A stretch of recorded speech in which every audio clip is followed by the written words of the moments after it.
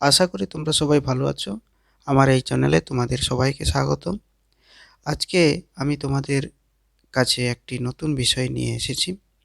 তোমরা যারা এইবারে অর্থাৎ 2024 সালে মাধ্যমিক পরীক্ষা দিচ্ছ ওয়েস্ট বেঙ্গল বোর্ডে, তোমাদের জন্য সমস্ত সাবজেক্টের জন্য আমি একটি সাজেশান নিয়ে এসেছি।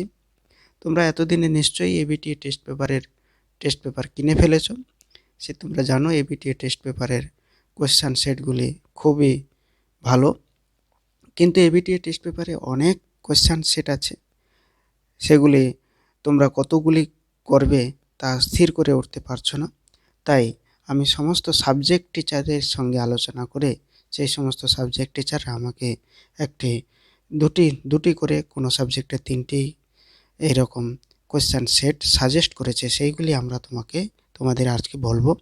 সেইগুলি থেকে 99% কমন আসার সম্ভাবনা আছে। তো তোমরা কিছু না পারলে ওই 2টি বা 3টি করে কোয়েশ্চান সেট করে যাও, তোমরা কমন পাবেই পাবে।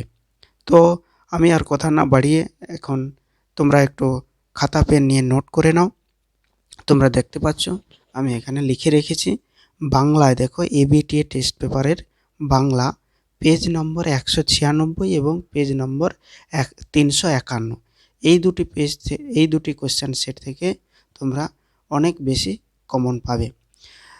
ইংরেজি এবিটিএ টেস্ট পেপার ইংরেজি পেজ নাম্বার 316 এবং 429, ফিজিক্যাল সায়েন্স 338, 288, গণিতের স্যার 3টি পেজ দিয়েছে, 331, 179, 320 পেজ নম্বর। লাইফ সায়েন্স 418, 550, ইতিহাস 118, 190, জিওগ্রাফি 169, 306।